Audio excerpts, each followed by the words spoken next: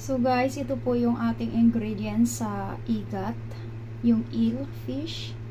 Yan, ginger, chopped black beans. So guys, ito po yung ating ingredients dun sa ating eel fish.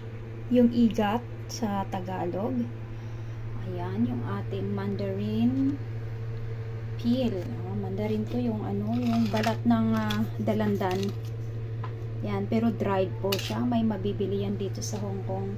Sugar, tapos chili, tapos black beans. Ayan, ginger, oyster sauce, at saka garlic. At saka guys, yung patis. Yung salted fish sauce. Yun. Masarap po ito. Kahit anong putahe, kung lagyan natin ng patis ay masarap. So, ayan. Ang mga ingredients. At saka po, cornstarch. Ayan, yung cornstarch. Patis. Balat ng dalanda na dried. Sugar, chili, black beans, at saka ginger, at saka oyster sauce. Ayan guys. At saka po, ito po yung ating igat, yung kalos, yung mahaba po to, pinahiwa ko na po. Ayan, tapos nagpakulo tayo ng tubig, nagpakulo po tayo ng tubig para banlian natin, ibablanch natin yun ang ating palos mamaya. So, wait natin kumulo guys.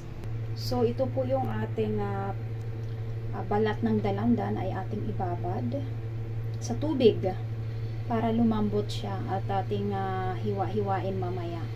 So, ayan na nga, binabad natin sa tubig. Tapos, pagka nababad na natin ito na, lalambot po to, itong ilalim. Tapos, kakayurin natin kasi mapait po to kakayurin natin mamaya pag lumambot na po yan. So, ganun lang kadali guys. Ayan yung mga ingredients. So, pag nilatag mo, medyo marami po siya. Pero kung memorize mo naman na yan, ay hindi ka na mahihirapan. So, ayan. Kumulo na nga po siya. So, ilagay na natin. May konting ginger.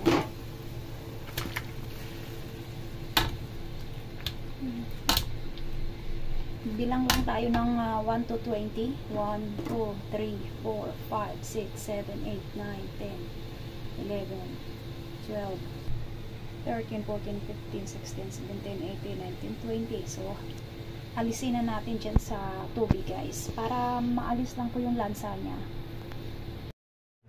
So, ayan guys. So, hinalo-halo ko na. Sarap. Kung dagdagan nyo po ng chili, ayan, steam natin mamaya ng ayan, kung dagdagan nyo po ng chili, mas masarap sa 2-3 chili. Gusto ko nga 3 chili ilagay dito ayan, halo-haloin lang. Tapos guys, i-steam natin ito mamaya ng 6 na minuto. Steam in 6 minutes. Ganun lang. Ganun lang siya kadali. So, i-transfer na natin dito guys. I-steam na natin.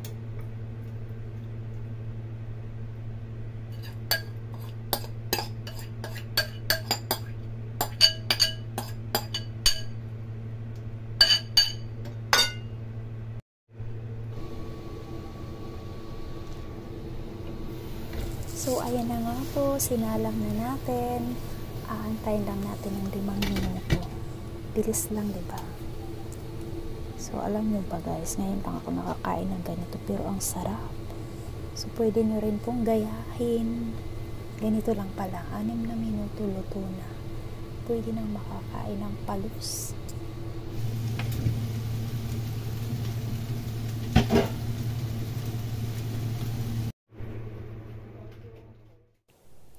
Ayan po, ready to eat na. Sarap. Lalo na pagkaparisan mo to ng rice. Napakasarap guys. Ready to eat na guys.